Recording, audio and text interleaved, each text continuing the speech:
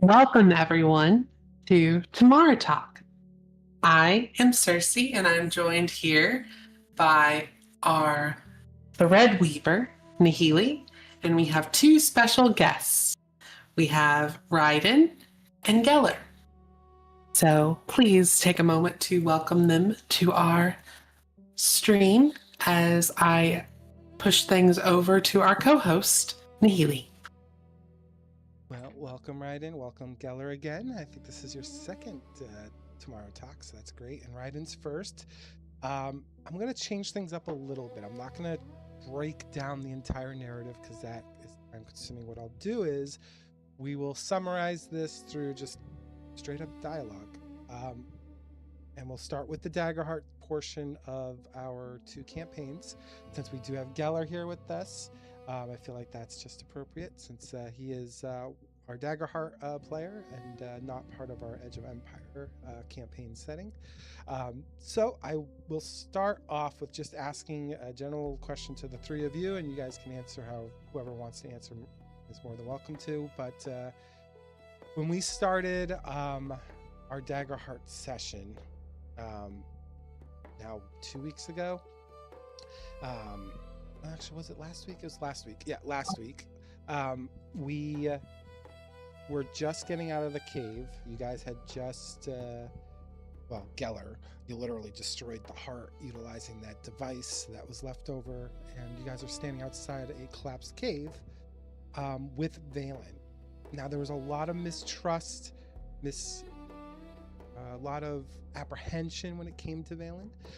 Can you guys explain to me what was going on in your character's head when you were standing with this person that's literally at the center of all the crap storm that hit the night before?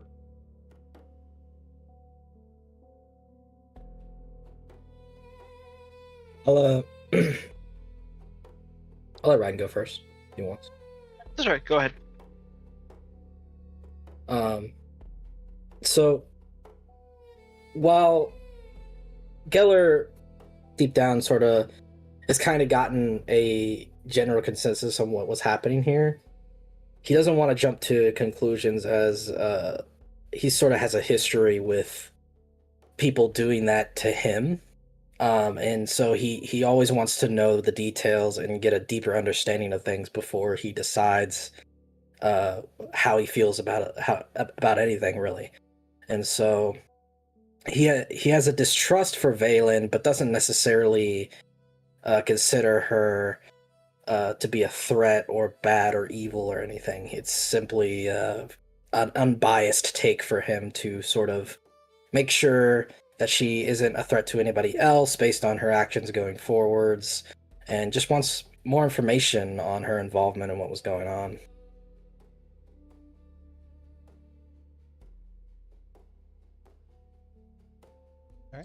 From Ryden's perspective, it's just complete untrust of them. Knowing the land's history with magic and how coveted it is, Ryden does not trust Valen. He was pretty much on watch from the moment the encounter ended, not trusting if something else were to happen at all. So he's very much not on her side. What about our little thistle, Bramblebrook? I'd say Thistle thinks that getting in her head, I think Thistle thinks Valen's not the brightest. And I know that sounds funny coming from Thistle, but she thinks, that Valen has exposed herself in some way to, kind of admitting to, I guess, kind of giving in to, I guess I was associated with all this bad stuff happening. And while also kind of giving some understanding that, yeah, it sounds like the sisterhood may have been involved, but instead of me kind of instead of protecting herself and, because she clearly has some memory loss of some sort, she's willing to protect the sisterhood, or at least stay in the way of like giving in that maybe it was them who caused all of it, where Thistle was kind of just like, hey, you're kind of exposing yourself up there and you think that you're just gonna like fall on a sword basically for these people, and it's like the sisterhood, they're gonna kill you no matter what. Like it doesn't matter if you're trying to protect them or not, that if you have information, they're gonna do something to you. So Thistle doesn't really understand that, at least not with the sisterhood. Like she understands the idea of protecting something you care about or something that you value, but protecting something that has no value to you or is not for like a greater good purpose, it doesn't make sense to Thistle. Because that just doesn't make sense, because Thistle doesn't view the sisterhood as some benevolent force. She views them very much as people who need to mind their own business and cause more trouble than they're worth. Yeah, that's fair, because I think Ryden's the only one that's actually from that region specifically that's heavily, I guess, overseen by the sisterhood. Even though the nobles run Valmere, we all know the truth. So that's interesting too, that you're getting the perspective from Thistle, who hasn't been directly under their rule per se. I'm doing air quotes. And you have Geller's perspective, which he's been kind of at odds with the sisterhood, kind of through various conflicts and stuff that the dwarves have had with that region. And then you have Ryden, who's kind of like, who knows what Ryden's thinking. So Ryden, what are you thinking about when it comes to like the sisterhood? What's going on in Ryden's head? In his head, his first thought's always to analyze the threat of it. If it's a threat to his homeland, to the inner circle, and to the crown itself. That's why he comes from a place of judgment and not trust to Valen at all, because generally the magic that he's aware of is always very tightly knit within the sisterhood, controlled within the sisterhood, and managed through them. So anybody that is unauthorized in a way is of suspect to him. Yeah, and while we're talking about like the sisterhood, what kind of backstory can you give us, Thistle, relating to your characters, like understanding of them or maybe interactions with them in the past that we as players and Game Master might not be aware of what you're crafting?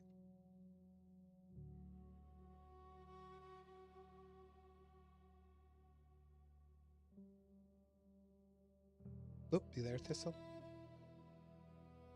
Oh, sorry. I unknowingly muted myself, which doesn't really serve a very good purpose here.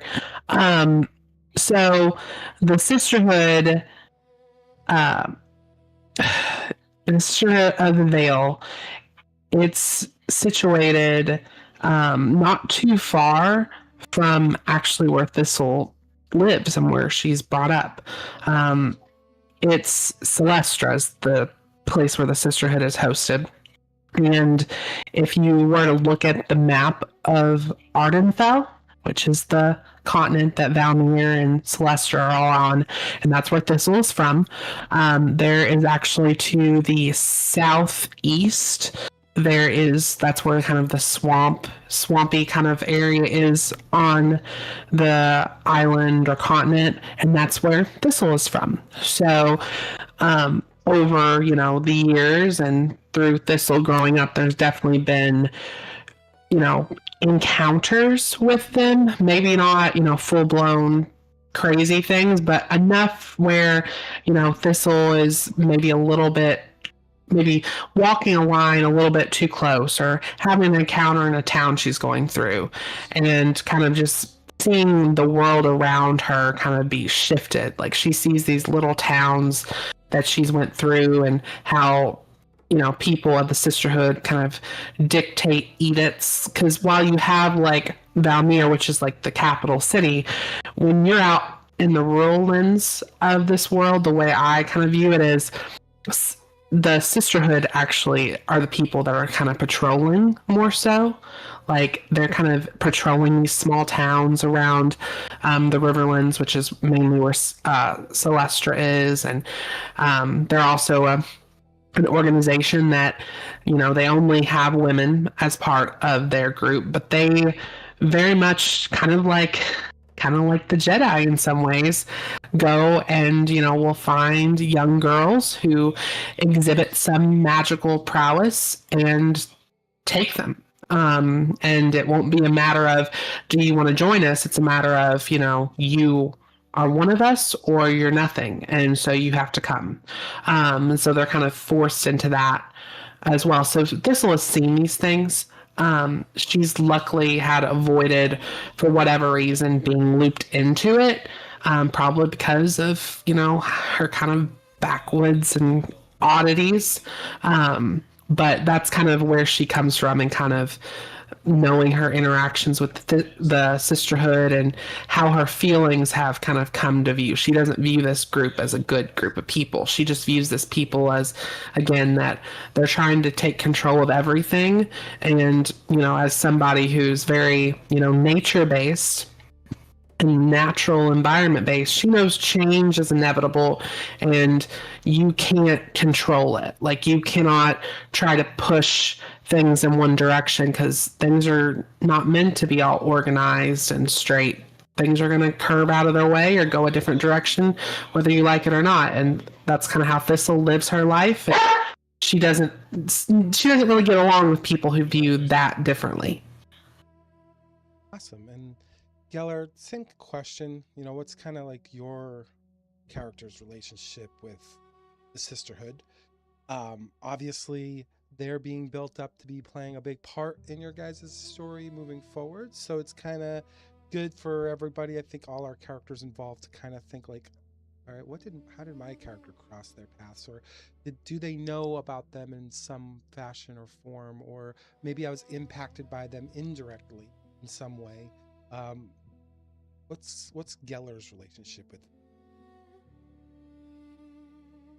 I think Geller for a long time hadn't really interacted with the sisterhood. He spent most of his time sort of learning his skill sets and working for the dwarves, but in his missions that he would run for the dwarven government, there were times where he would interact with the sisters on more of a covert level. And one of those interactions, as was stated in the session, was during the Brindlebrook stand, where I don't believe there was said to be much of a conflict there, but behind the scenes, there was a bit of subterfuge happening, and I don't believe publicly there's a lot of tension between the dwarves and the sisterhood, but I think in the shadows there has been a bit of at odds with the authorities of both parties, and so through some yet to be explained events led to miscommunication, and perhaps a battle or a fight had occurred between him and the Crimson Sisters that were taking part in the Brindlebrook stand, and it led to the death of one of the Crimson Sisters. And that sort of sparked the flame of Geller's banishment from Dwarven society, and why he is currently considered a criminal, among other things that have yet to be talked about, and the more nuance that comes with that event specifically that I feel like should come up during the session, and we'll learn then. Yeah, and actually, I'm going to probably ask each of you this very specific question, but I think to piggyback on what you just said, Geller, about the criminal aspect of your backstory, you kind of dropped that on everybody last session. It was I thought it was a very nice surprise, especially as, the guy who's kind of like just trying to keep everything on course, right? It's kind of nice to be surprised by like people's creative character constructs that they're coming up with while we're role playing. What sparked the idea that there's a criminal element to Geller?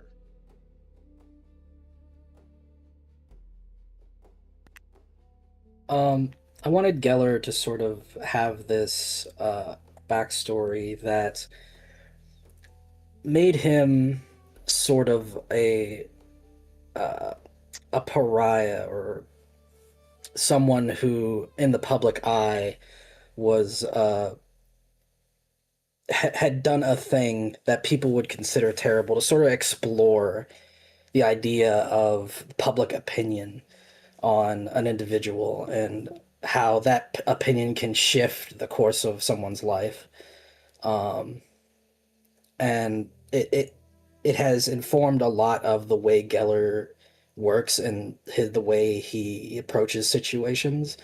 And I think it creates a challenge for me as a player to role play someone in that situation. As I've played a lot of characters in my time, and I've done similar things across characters. But I think for Geller, this is something very unique for him that'll give me something to really latch on to, inspire me to play him in a very new and exciting way. Um, I had this idea about what event specifically would have caused this situation for him. And I think one of the biggest things would be the public knowing that he had been a part of the death of someone very important. Um, Whether that is true or there was stuff there that people don't truly know yet. Um, and I just think going forward that exploring that will be an interesting aspect to the character. Yeah, and before I move on from you there, Geller, can you tell me what do you think is going through Bremia's mind when she learns of this about someone that she thought, up to that point was just a mentor, not anything else, just someone that could guide her, and now she's learning a little bit more about this person that's been kind of like helping her with her innate sorcery abilities. I think she hadn't really thought about it too much. I get she may have pushed beforehand at some points about his past, but he probably wasn't very straightforward about it. He probably would give a little information but omit other details, and so I think to Geller, it was less about keeping that information from her and more about just protecting her. Because the more she knows, the more in trouble she would be, and more implicated. So he felt probably that getting her more involved with him personally was a bad idea.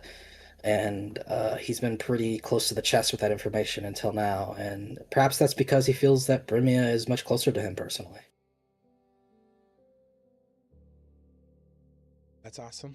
I think I think what's cool for me is that people are starting to get comfortable going, okay, well, I know that we've got a story being told here, but I can contribute to the story by kind of like adding more to my own character's backstory and kind of like just let it play in the moment, kind of like improv it.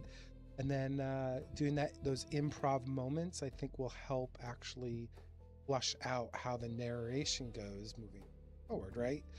So knowing a little bit more about your characters kind of helps shape like interactions that you'll have in the future. So I thought that was really neat that you did that, Geller. So I'm expecting to probably see a little bit more of that now with others. So that'll be great. Which actually kind of leads into like Raiden here. Raiden kind of, everyone finally found out that he was a Thrones guard.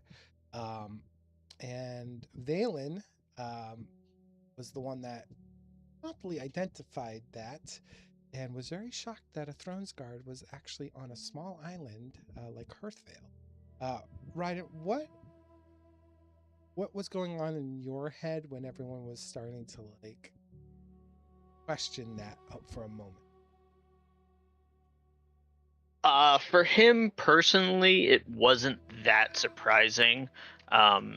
Now, Throne Guard's obviously meant to be guarding the throne at most times, but he is a part of a specialized unit within the forces that does tend to go on missions outside of Varendale itself. So he wasn't thrown off by their surprise of seeing one there. It's almost a fairly common occurrence for him to be received that way, especially when wearing his armor and such that clearly states like what he is. And I probably will ask you a couple other questions when we get to the Valmere portion. But just keep that floating in your head, like that Thrones Guard topic will probably pop up again here momentarily. But I'll actually kind of just shift quickly to Thistle here. Thistle, before you guys left Hearthvale, and we all know how much Thistle cares about, the environment and nature and its coexistence in the world. What was going on with Thistle when she was like observing the world around her? Not even talk about the people. We know how sad that affair was with, the children crying in the streets, parents trying to coddle them and adults trying to like usher some of the orphans that have now kind of popped up after the event.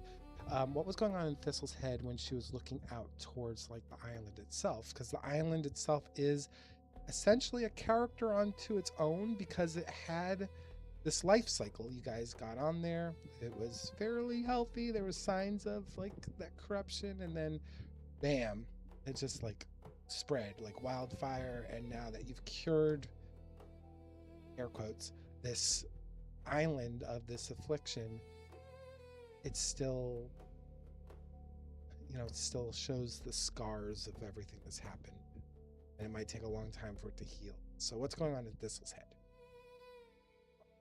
I hope I'm doing this right. I think Thistle's a very optimistic character, and I think she shows that. Like she tries to always look at the bright side. And if that ever changes in her character is probably not going to be around much longer, because that's a core to her. She's very much a look on the bright side type of character. And so like for her, like the stuff with the corruption was very jarring and very concerning from her, because when she had found and seen the corruption, her demeanor changed. Like that was part of like she was concerned, and she was making points to Brimia and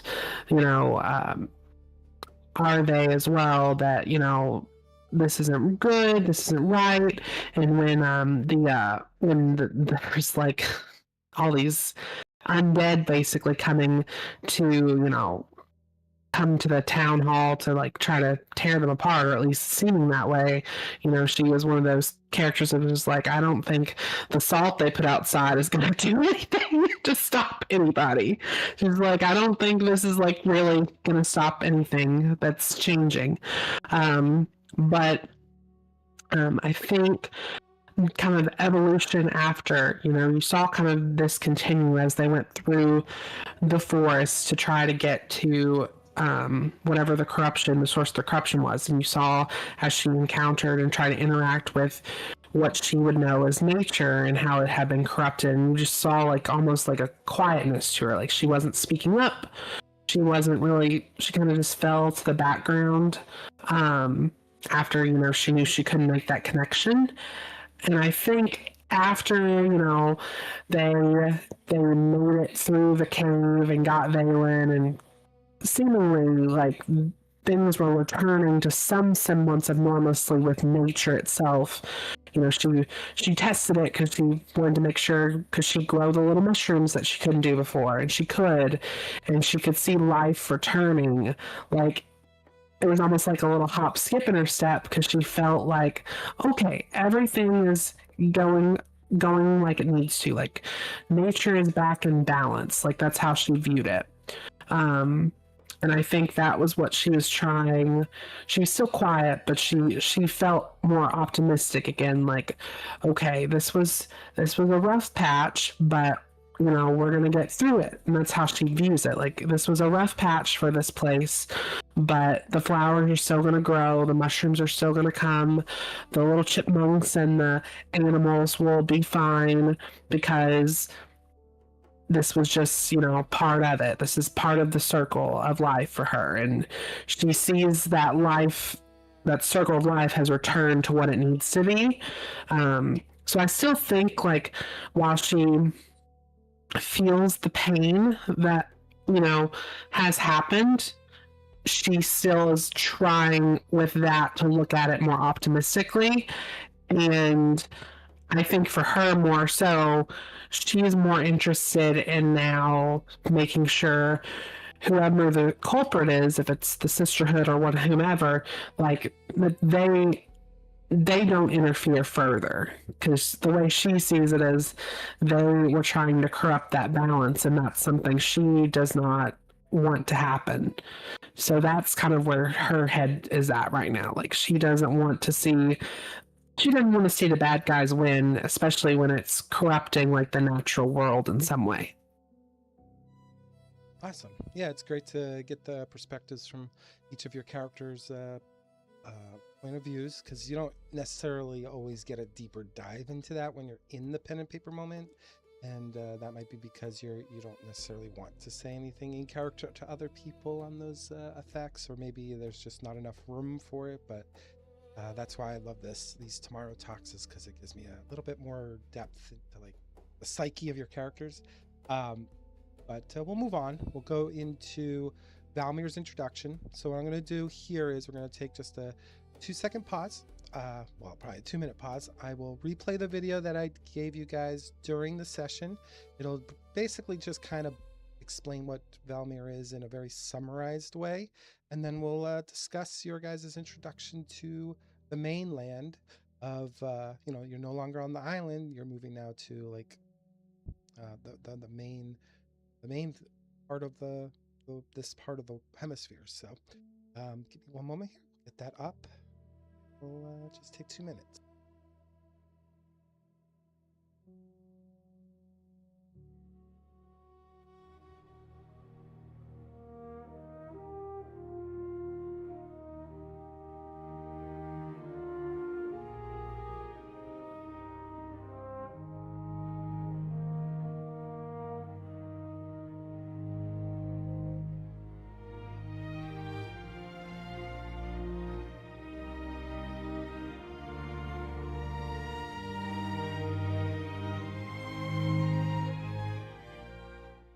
Welcome to Valmere, Jewel of the Riverlands, a city of stone, sail, and shadow. From its glittering towers to the bustling docks, Valmere has grown from the fortified settlements of warlords into a crowned city of unrivaled majesty. Its streets hum with life, merchants bargaining over silks and spices, soldiers marching beneath crimson banners, and nobles weaving their plots in lantern-lit halls. Valmere is a city of contrasts, where marble estates gleam in the sun, training fields stretch wide with levies drilling beneath watchful eyes, where the markets overflow with coin, the council chambers echo with whispered secrets. Here, honor and ambition meet. Steel and silver hold sway, and every stone in its street tells a story of generations who built, defended, and shaped it. Harbors of Valmere are alive with ships, their sails catching the wind, carrying goods from distant lands, and the hopes of countless lives. From the fortified heights of the crowned spire to the quiet lanes of the noble quarters, Valmere is both a fortress and a theater, a city where legacy is earned, not given, and where the pulse of history beats in every cobblestone and spire.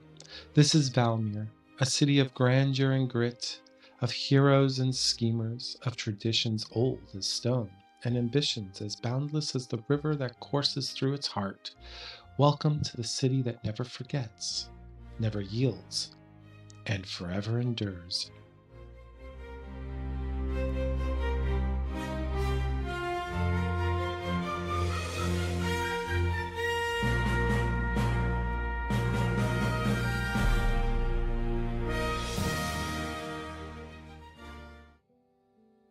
Well, we just saw the introduction to Act 2. So once you guys left the island, even though we started that session, you didn't officially enter Act 2 until you got to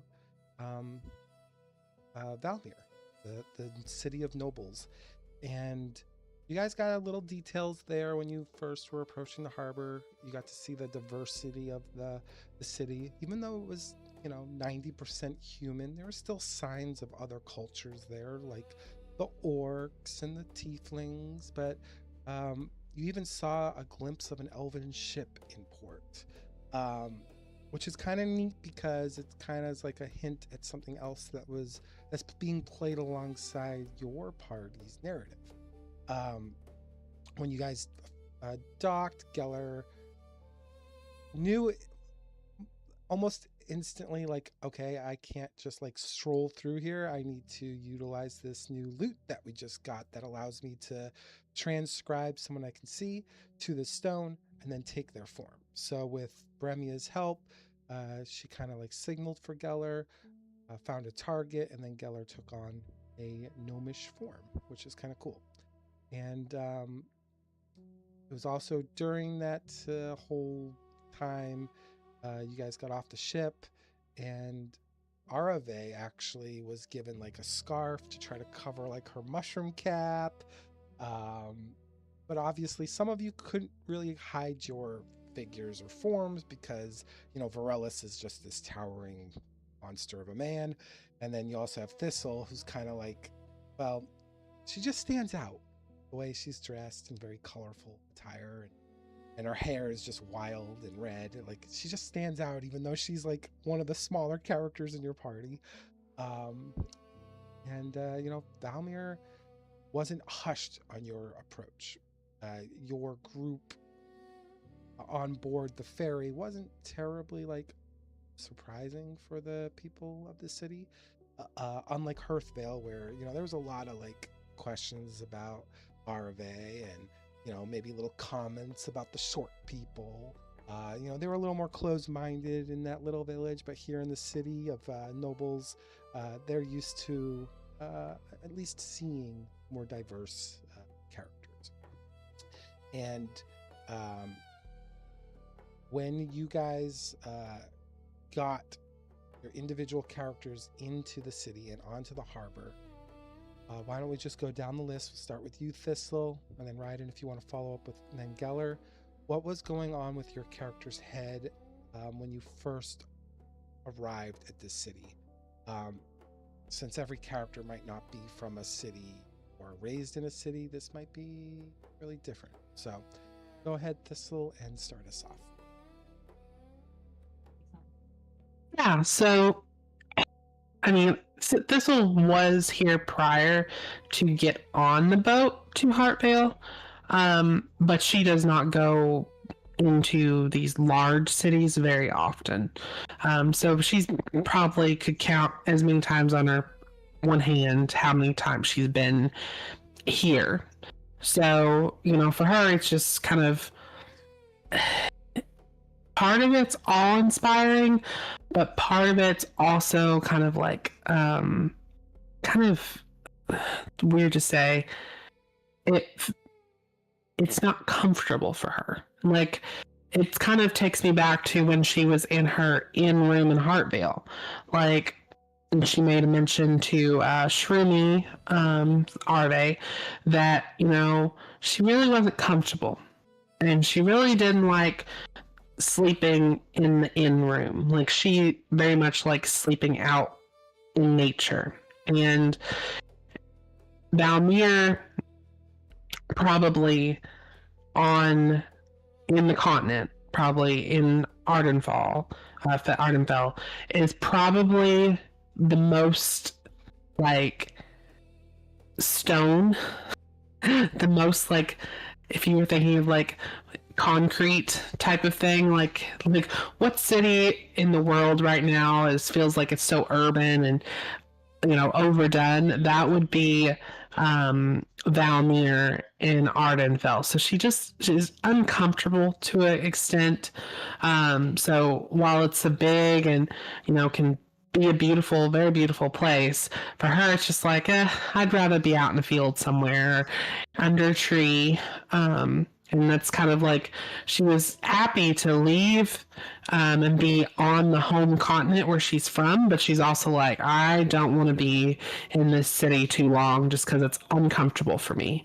And she feels probably a little bit out of her element out here because all of her kind of even her inherent abilities are to connect with nature, and she's not going to connect with nature in the middle of a city as much as she would outside. So that's kind of where she comes from with it. Awesome. And Raiden? For Raiden, it was initially just a sense of relief. So this is very much his home. So it was a sense of finally arriving back home. Although the situation obviously took a bit of a turn that wasn't necessarily in his favor, but his initial reactions was just of relief of arriving at home. He's familiar with the places, with the people, even coming across some other fellow guardsmen that he had known. Great. And Geller? For the most part, since his banishment, Geller has sort of not. He decided to keep away from cities as best he can, and so coming back to Valmere, he definitely felt on edge about that, and was mainly the main motivation for him telling the party about his past, as it was going there and then having them blindsided by, you know, some guard recognizing him definitely wouldn't have been a good situation. And so that's why we're in the situation we are now, where he's disguised. But unfortunately, the disguise that he chose makes him very limited. And we'll see where that takes us in the future. Yeah, once you guys got on to the harbor, you guys pretty much were led by Valen to a place that we call the Ironborn Anthenium. And she explained to you all that that's pretty much a place where it serves as the city's archives, where noble houses literally have their own sections within this archive, and they house, well, literally house secrets. And it's almost a prestige thing, because when you guys entered, you would probably have quickly noticed that some of the sections were larger than other sections, and it seems like it's almost like a competition with the noble houses to see how much knowledge that they can put into this institution. You know, it's like almost it's definitely a competition, right? It's not one that involves money or influence, but it's more of a brag, probably a little bit of a noble game. But then it is definitely safe to also assume that there's probably secrets here that the noble houses do not want to keep on their properties, that are probably not accessible by the public. They're probably well hidden in this large compound, in a section you guys probably didn't get to see yet, or maybe won't see, depending on how things play out. But when we got there, one thing that was quickly identified, at least for one of you in the group, Raiden actually saw one of the charges from the noble house that he serves, and he was sitting with two elven figures. Raiden decided not to go up and engage with the individual. So, Raiden, what spurred that decision for you in that moment? Knowing that Raiden was with some characters that may have been of unsavory taste, he decided not to go ahead and greet, I believe it was Caden. Check here, I do have the...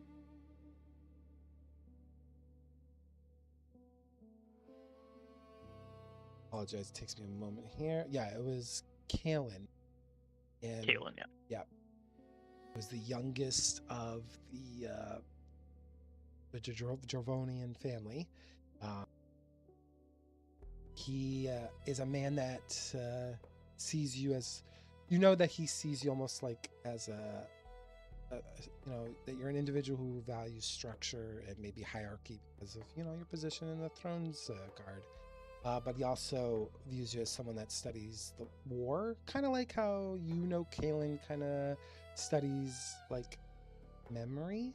Like he loves to delve into like historical and stuff, and you're always catching him off on his own. He's kind of like the black sheep of his family. He's kind of divided from their family, and he kind of just studies on his own. But you also know that he is one of the more outspoken nobles when it comes to the discussions of magic, which also is something that, well, your character may not necessarily find immediately dissuasive, and that's probably because you know the secret behind your character, right? So but because of his ability to speak openly, you also, you know, your character also understands that there's rumors surrounding Kalen that he could be touched. And when I mean touched is he could have a gift for the magic arts. There's sisters that tend to visit your noble house, I would say not often, but once in a while to challenge Kalen. Kalen's really smart. He is like one of the smarter nobles of this city, but he's also got a very high moral compass. You know him as a very good-hearted individual. He always goes out of his way to help people, whether they're noble or not. And that's kind of protected him from the harsher inspections from the Sisterhood, at least for the time being. Because while the Sisterhood might have a lot of power, they still have to play up to a political image, which is enough at the moment to keep Kalen on their radar entirely. Like, he's on their radar, but they're not like fully investigating it quite yet. But you do suspect probably there's some truth to this as well. When you entered the High Archivist's office with Valen and your party, Raiden, I think you were amongst the first to be really truthful at a fault with the archivist. When your character realized like he was asking you specific questions, and you rolled and you succeeded, and you realized like he is not up to good. Like there was an alternative reason for asking you these questions. What was going on in Raiden's head when he came to realize like, oh shoot, I probably shouldn't have said my friends' names?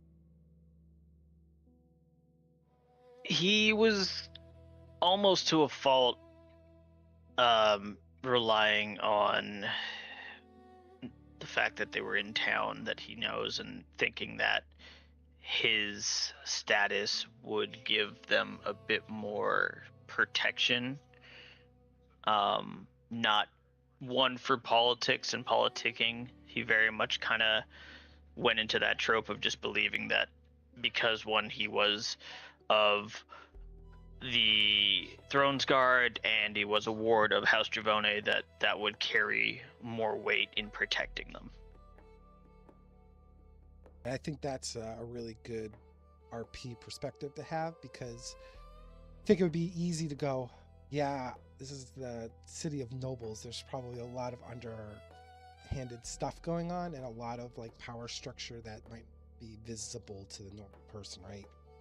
So while you might have a noble family that's on the surface more powerful, that may not be the actual truth, right? In the shadows, there might be a lot more power in certain areas of the city, and other people might be more faces of the city. Can I add to that too? Of course. I think it's good too, because the different houses, just because they're all different, the different houses each have an area of strength And I think that's a good way to look at it because, like, House Stravone is a military family. So that is where a lot of their might is. Where you have other houses like House Vera, which is a mercantile family, and then you have another family that's very big in the arts, but also has like some scheming side to them. Like they have different power structures. So the power structure that they've entered in this scene could have actually it could be more advantageous to not be part of one noble house than another noble house, depending on who you're interacting with, because we don't know the allegiance of this guy this librarian, as Ryden said. We don't know his true allegiances. He might not actually be allegiant to the sisterhood.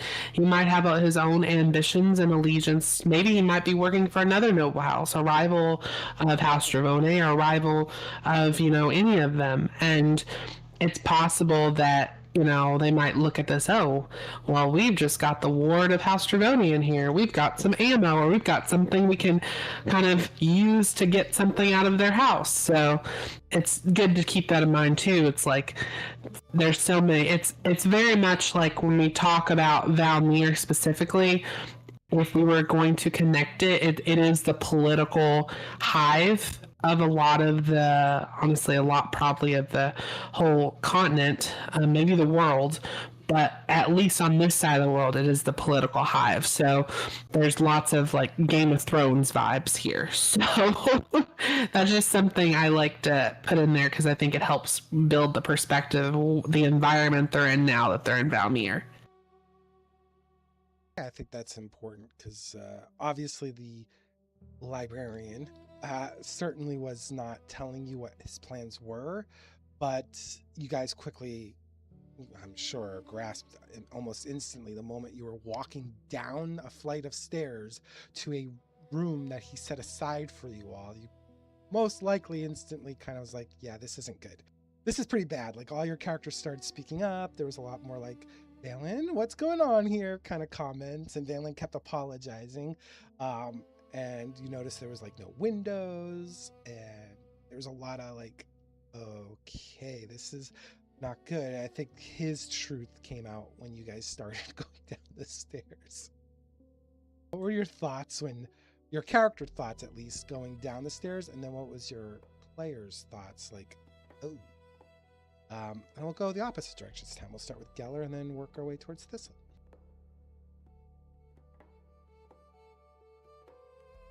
I think Geller sort of saw where this was going pretty early, but there really wasn't much he could do about it. If things got too crazy, he could definitely probably get himself out and deal with things in his own way, but he's taken a liking to a lot of these people, and so he's sort of just going along with things until they get a little too hairy for him. And if that ends up happening, he'll do his best to help everyone out. But as a player, I knew way before this that this was probably not going to turn out good. But we really didn't have any other direction that our party was going, and so I was just like, all right, we'll just see where this goes, and it'll be interesting and entertaining and fun, and I'm looking for what happens next. And Ryden? I always want to say Raiden, but I know it's Ryden. Well, he, as a player, also kind of knew the direction that we were taking, but is the character itself, I think he didn't necessarily feel that he had messed up with giving the information that he did that would have caused him to go in that position. But once he realized it was going downwards, literally and figuratively, he almost immediately went into defense mode and would have liked to attempt to almost fight his way out, but I think cooler heads prevailed within the group to make sure that didn't happen. All right, and Thistle. To be completely honest, I think when they went into that place, it kind of felt, at least I think for both, for me and probably for Thistle, like I'm just along for the ride. Like, I guess whatever happens, I'm just along for the ride here. And so, she's not going in there with she didn't go in there with any preconceived notions of, what she's going to find, rather, because she's just like, oh God, it's another one of these fancy places. And she just kind of, she's walking barefoot through this place with everyone else. And then she kind of stays mostly quiet for the most part through it all until they're going down the stairs. And then I think she's realizing, well, this didn't go as planned. So, in her head, she is thinking of, how could I get out of here? And I know they, bring up about her, hey, can you turn into something? So her mind's already kind of there. She's already like, well, is there any place I could get out of here, fly out of here? Do I see any like little locks I could get into? Like she's looking for exits, but she's looking for exits that she could hopefully find, not just for herself though, because she has, Shroomy. She's not ever going to leave Shroomy, so she's not going to try to get herself out and not have her bestest friend ever kept there. So even though she does have like getting out on her mind, it's more or less like the bigger picture of, I need to find a way out for not just me, but for at least my best friend Shroomy, and I guess for like some of these other folks too. But yeah, that's kind of where her head is. And before you guys went down the stairs, you kind of got the whole details of like his office, which seemed like just a huge room unto itself. There was like a lot of magical things going on there. There was like the floating chandelier. There was the large sentinel like statues that were flanking him on both sides as he sat there in like this almost like throne of its own. And I think it was I don't know who said it, but there was like, we should go attack him or something. And what was going on in your individual like player heads when that was brought up? Like, I don't remember if it was out of character or in character when that was said. Me neither. I can't remember. I believe Raiden out of game was like, we're gonna go up there and kill that guy, right? Yeah, that was definitely under the table talk. Yeah, what was going on in your guys' head when he said that?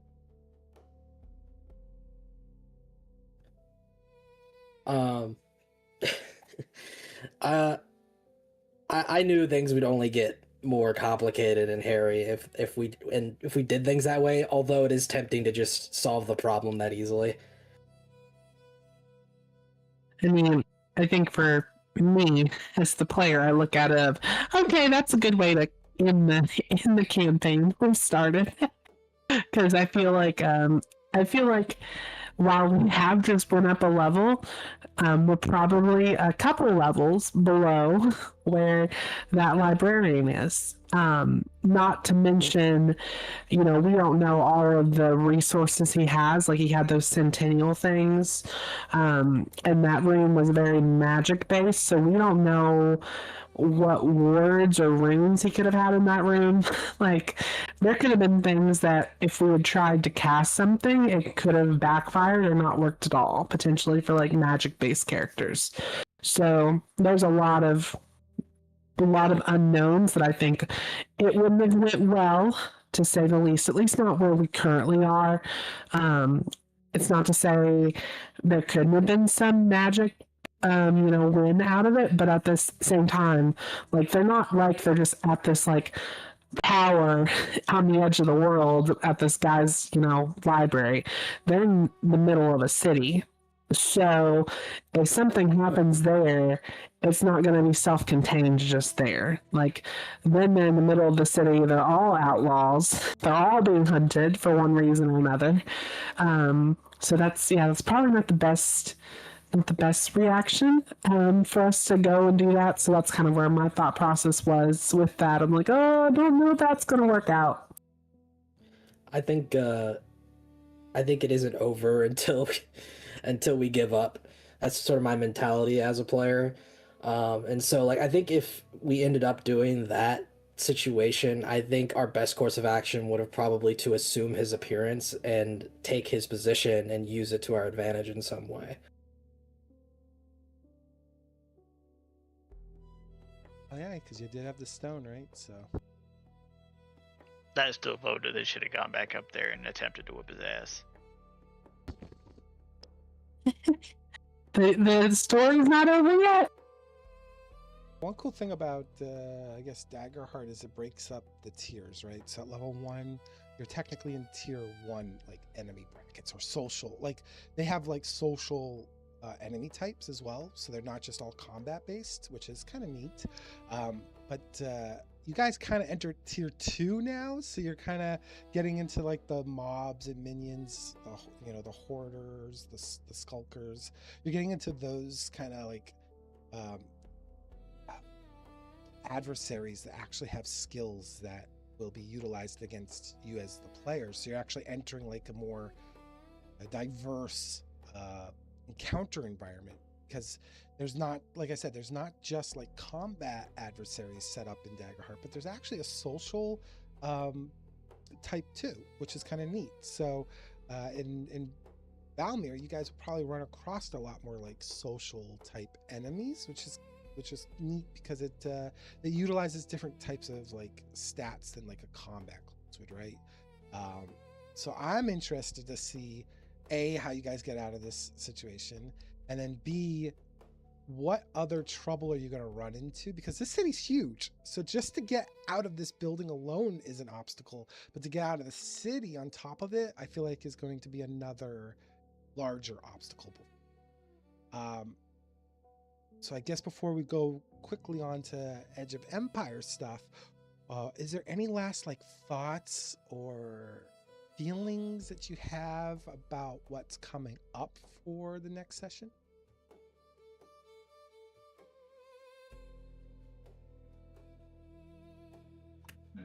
No.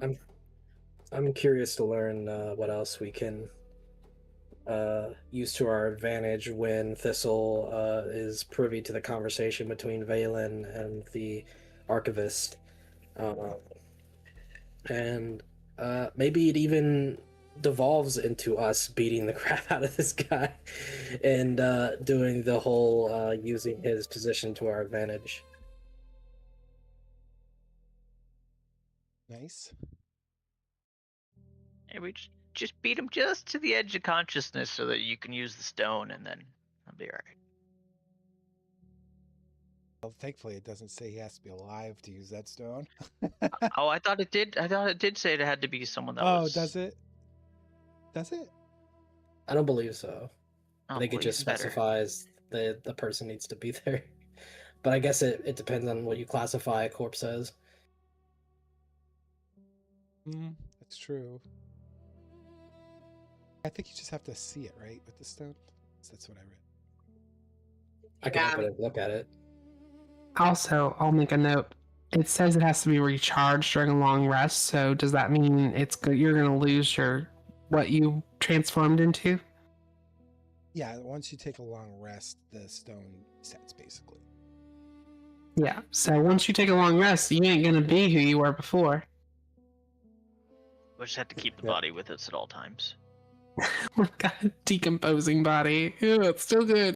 But I'm sure we could find a spell to at least delay decomposing. God. it resets the charge. He still has that thing memorized. Like it just has one memorization slot, so he'll have that form still. It's just the charge will reset. Yeah. So he just have to replace that because he can't have like multiple saves, basically. Well, we just treat it like Game of Thrones and Arya and like the face of mass. We just a bag of bodies and just be like, all right, this one, this one. This one. Oh my God. Sounds like a Nintendo game. Yeah, you only have a couple saves, Geller. Sorry, before the cartridge gets full. Oh my God. Oh my god, that's hilarious. But I will say, because Daggerheart has a crafting system, there's a chance that when you guys get things like that, you could always attempt to tinker with them on your project time and make them better. So kind of throwing that out there, like it's a pretty open-ended system when it comes to that. You just have to say what you're trying to do, what you're attempting to do, and then we just set arbitrary times to it and success rates and all that good stuff. So Yeah. It just specifically says the appearance of someone you can see. yeah, I don't think it has to be alive or dead, which is great. God.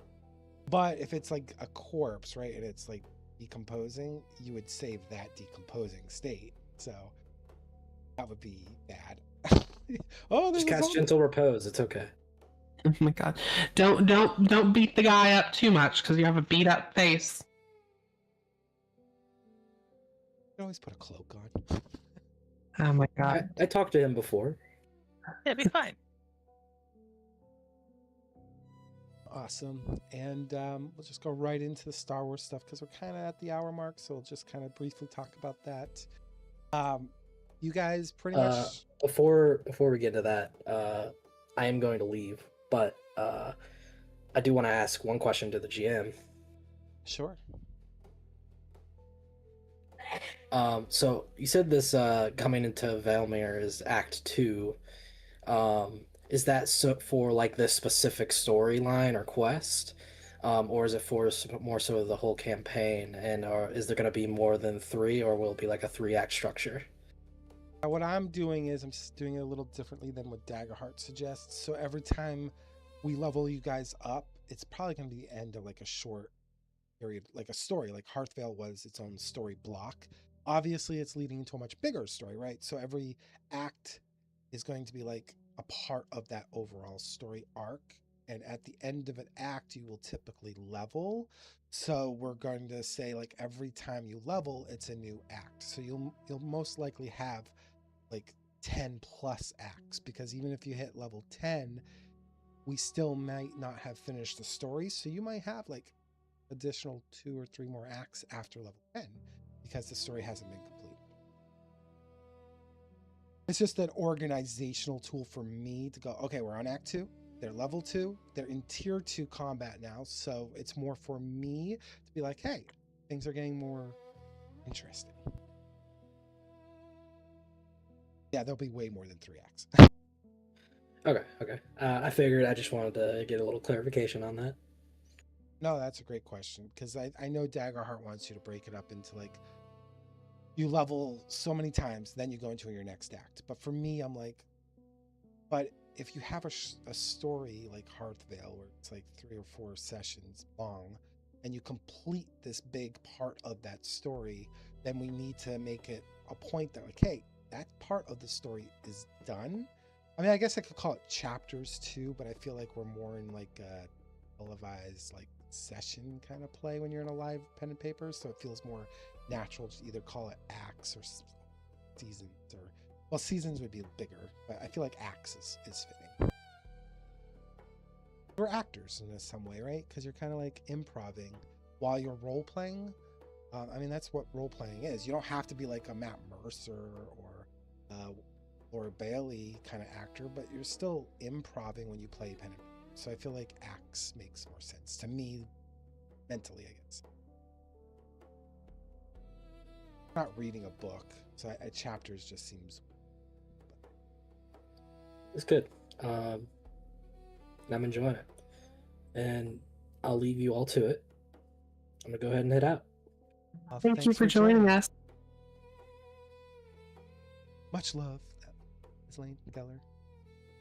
Yep. And Rose says goodbye, Geller.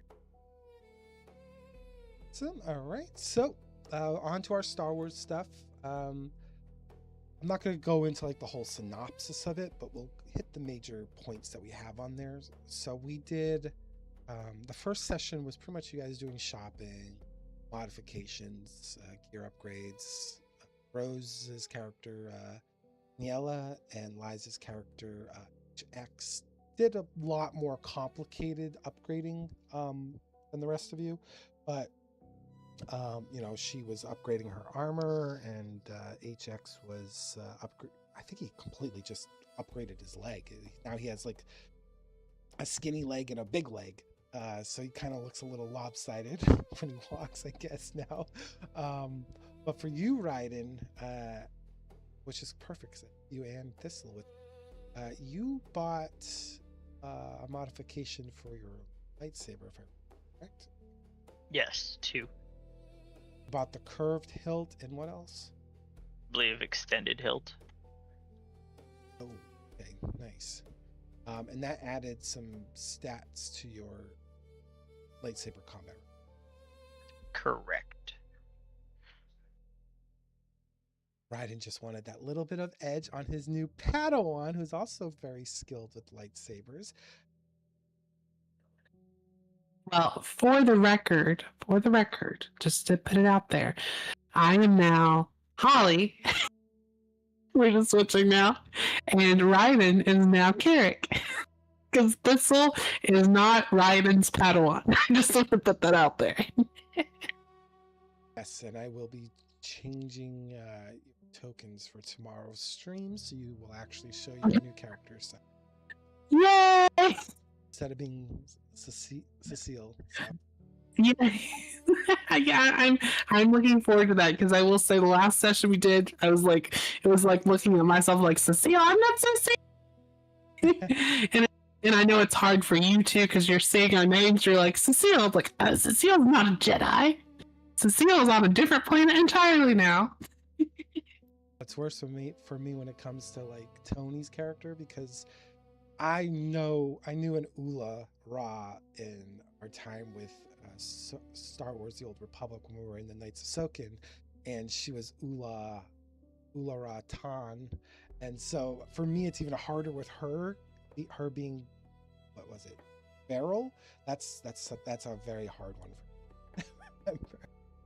I mean, I've been waiting for you every time we talk about Brumia to get Brumia and Beryl mixed up now because the B's are so close. Oh, that's gonna happen. I'm gonna definitely call Beryl. Brumia. Hey, there you go. Beryl Bremia and Bremia Beryl. I'm sure that's gonna happen. In different games. That's funny. So, but since I have you two here, Raiden, since this is you missed the last Star Wars session, but you were able to make it to this one. How was it introducing yourself to a Padawan? It was good. They got off to the awkward start that I thought they would, being the two characters that they are very vastly different. But I did like that after the initial introductions and such, they found both some common ground and a mutual respect for each other, even possibly sharing in like the first successful, if that's the right word, lesson with each other. What was your character's thoughts of her being a Chiss? I don't really think he thought too much of it, strictly because coming from his own perspective of being a Zabrak, he didn't really make any judgments on her race because he deals with his own kind of racial thing. So it really did not factor into him in its initial like introductions and thoughts. Nice. Then the same question for you, Thistle, but reverse. What was Hallie's perspective of her new master, him for the first time? But I think, and I'll say this, I think interacting with Carrick, I kind of taken on, like, I'll just say this as a side, I guess, like, you have a vision of how your character is going to interact or, be, and I think my vision of Holly is already shifting very, very, very much, because she definitely, as I go through and have her interact and her interact. I feel like she very much is fitting into that kind of mold of I'm trying to learn and I don't know everything and I'm trying to like be a good student. I feel like she's very much that kind of student.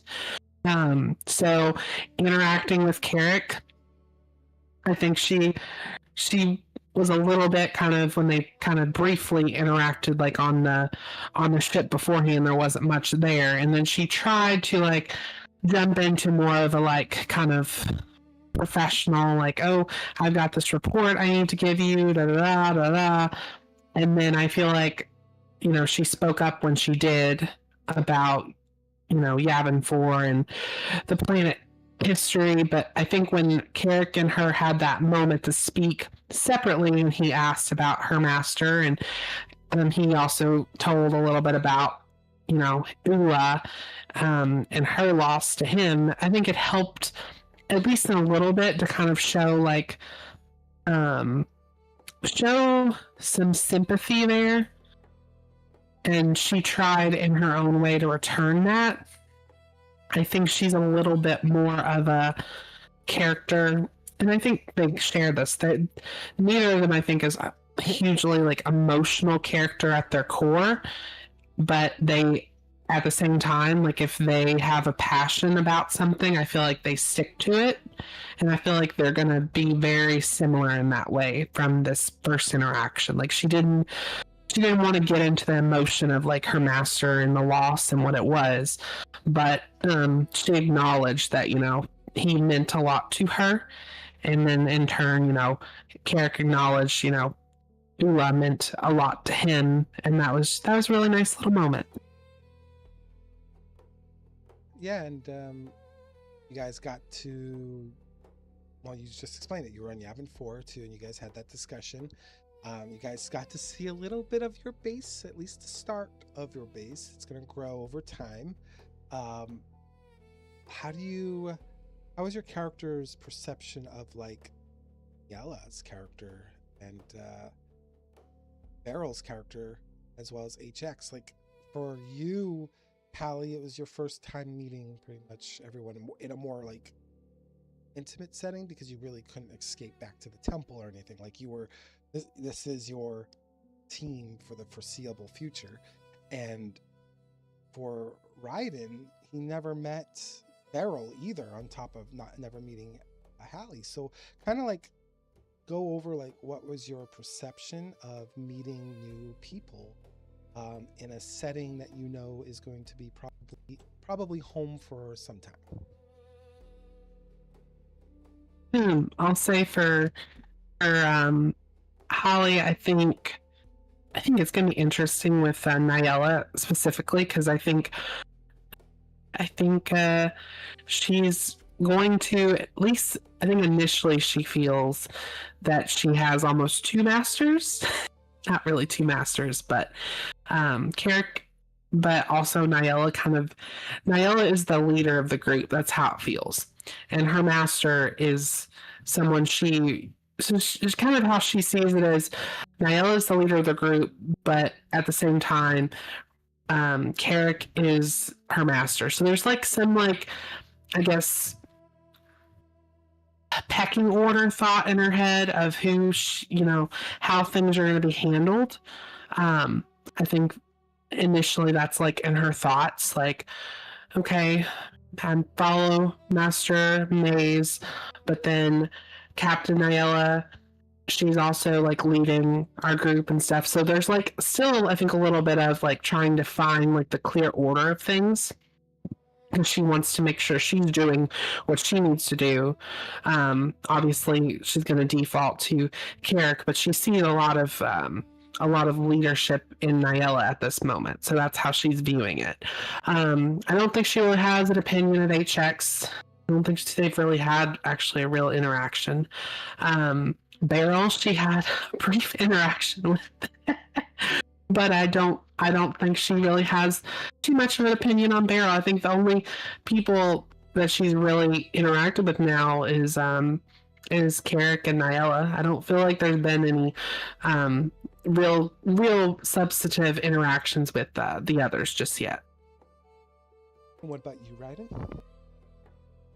So for Carrick,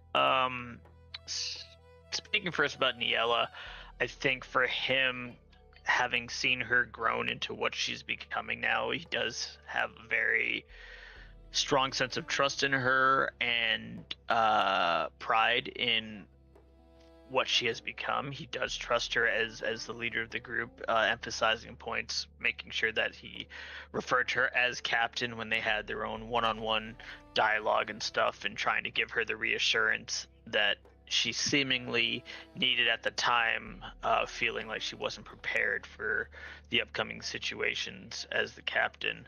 At the same time, now conscious of her force sensitivity, he is cautious of that too, and wants to make sure that that is observed for the Jedi and documented in a safe way, especially as someone that's developing and realizing their own force sensitivity and how that can go wayward. So he's definitely eyeing that, but he's definitely at a sense of pride with Niella and her growth and promotion.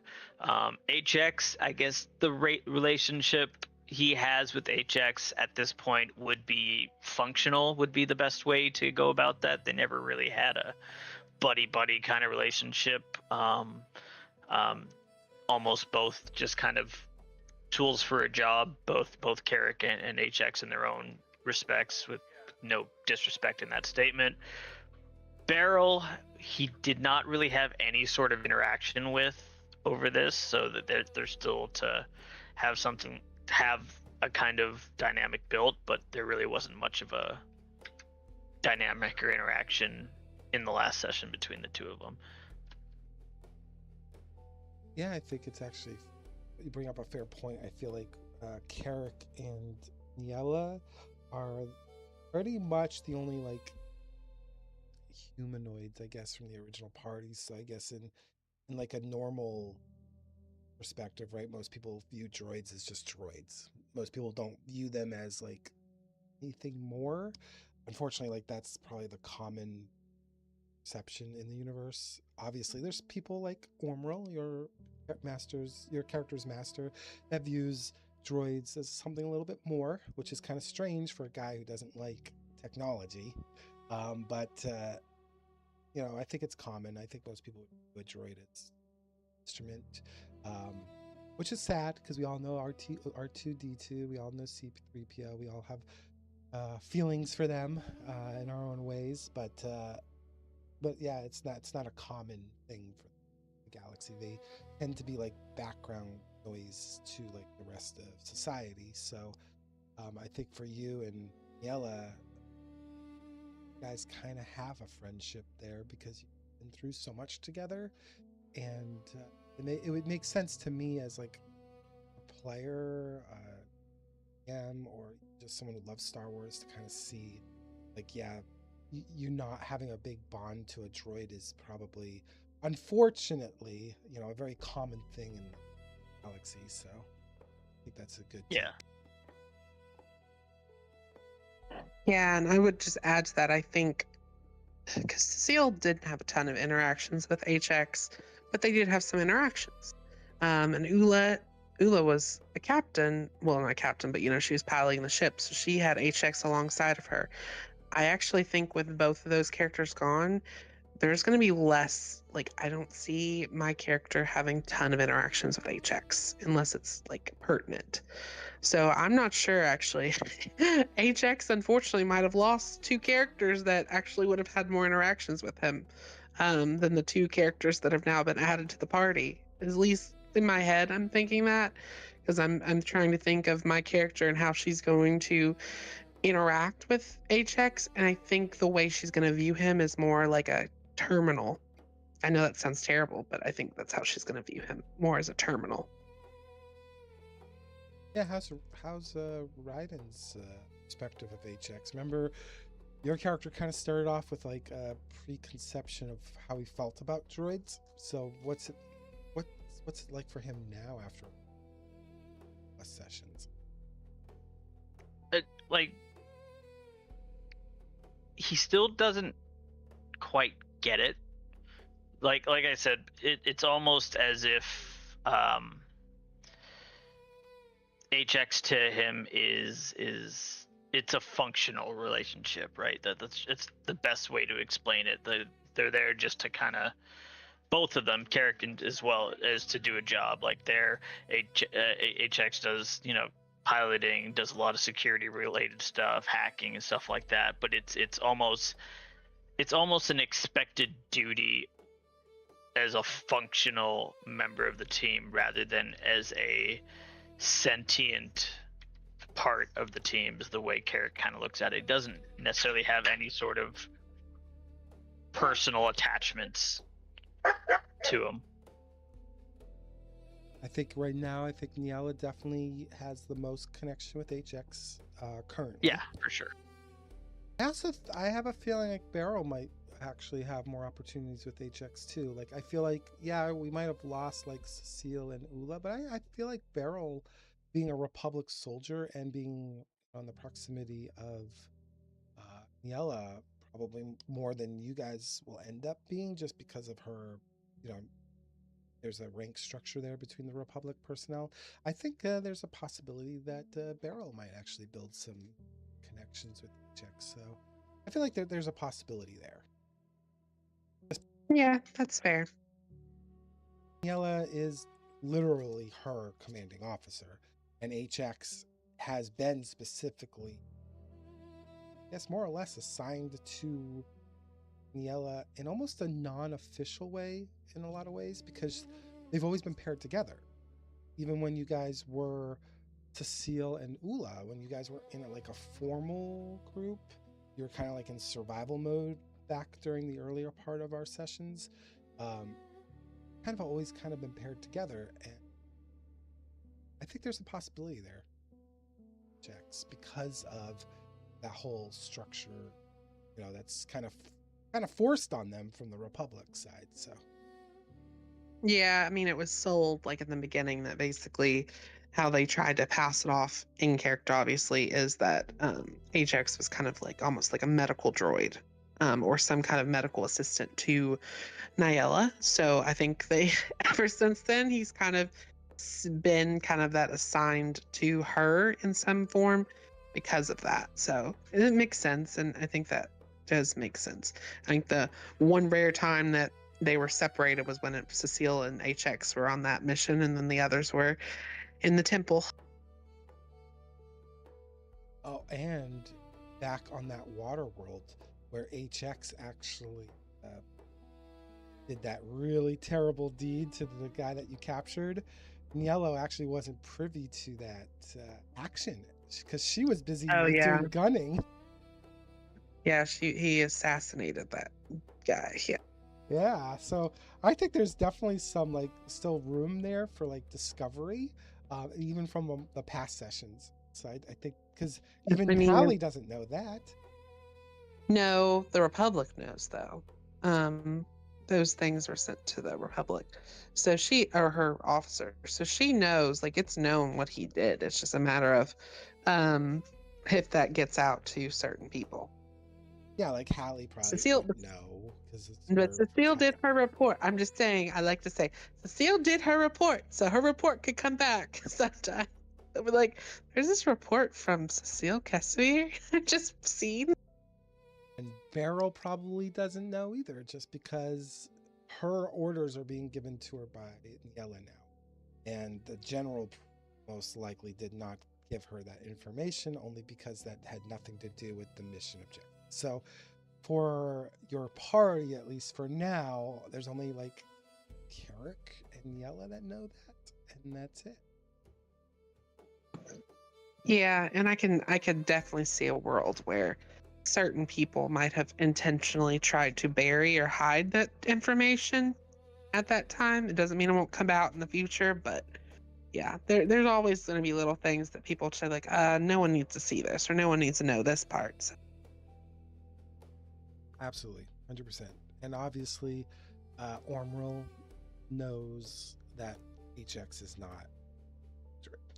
He's made that point very clear to HX. And if he knows, it's 100% likely that the general knows too. So there's definitely suspicions from the Republic and the Jedi of HX, but HX has proven to be a very valuable part of your team because he's done very good with the technical aspects of your group. Like he is your computer guru, and you probably would have run into a lot of other obstacles otherwise. Yep, but he's avoided most damage for the most part. Except now I will say, because I don't think we've brought this up. I am very interested. I would like to see HX actually draw a picture of his character now that he's had this his work done. I'd say he had work done. He had plastic surgery done. Where he like replaced a leg or something. Because in my head, as it was described when he got his new leg or something, it's not exactly compatible with him per se. It sounds like he would be what's the word? It sounds like he'd be like hobbling along. Like you were in the, did you remember that Carrick when he was like got this big leg? And it's Yeah, like, yeah. It's almost like he's gonna have a bit of like his gait of walking is definitely gonna be impacted by the different sizes and shapes of his legs. Like he might have a bit of a grievous kind of saunter to him. yeah, I was just like, hopefully he doesn't have to try to run anywhere or do anything like his Yeah, acrobat. I'm definitely acrobatics. concerned about his acrobatics checks going forward. He may need to take a disadvantage dice to these by having lopsided legs. Yeah, it's kind of my thoughts because that was one of those things that as I was listening, I was like, oh Lord, this sounds terrible actually. I'm like, was this really and I think this was all for him to have like greater carrying capacity. I'm like, I'd rather be able to walk without like hobbling myself than worry about my carrying capacity.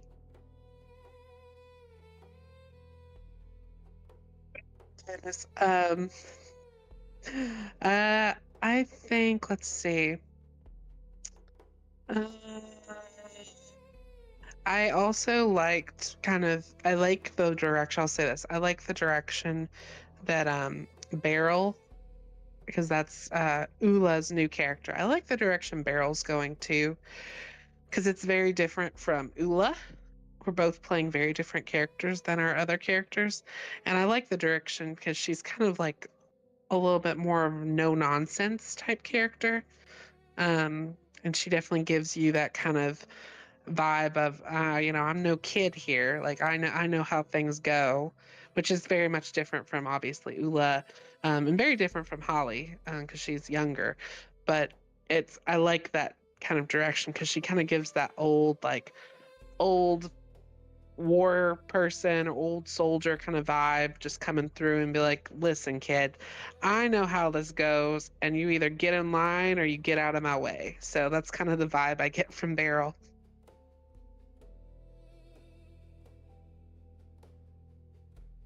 Oh, thank you for holding the fort down there at this. I had to step away for a second. Good. We just talked about how we think HX is going to have some problems walking now that he's got his new leg, and maybe other issues. And then I think Beryl is a nice new character for Ula because Ula is very different from Beryl. So I think they'll be interesting to see that develop too. Oh, I agree. Yeah, so we do have our Star Wars session tomorrow. It will be at 2 p.m. Central Standard Time, 3 p.m. Eastern Time.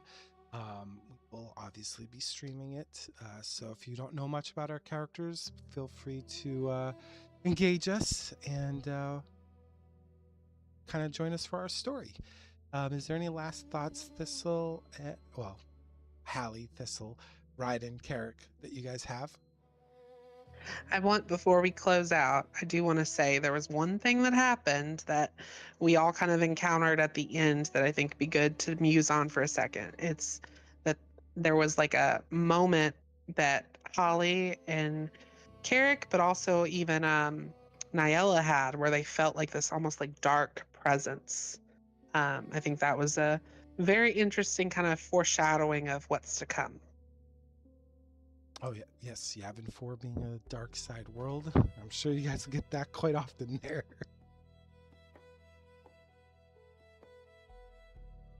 Thank you, Carrick. Thank you, Hallie/Thistle and Carrick/Ryden for participating in our Daggerheart and Edge of the Empire discussion. It's always a pleasure, and we'll host this bi-weekly, so we won't host this every week.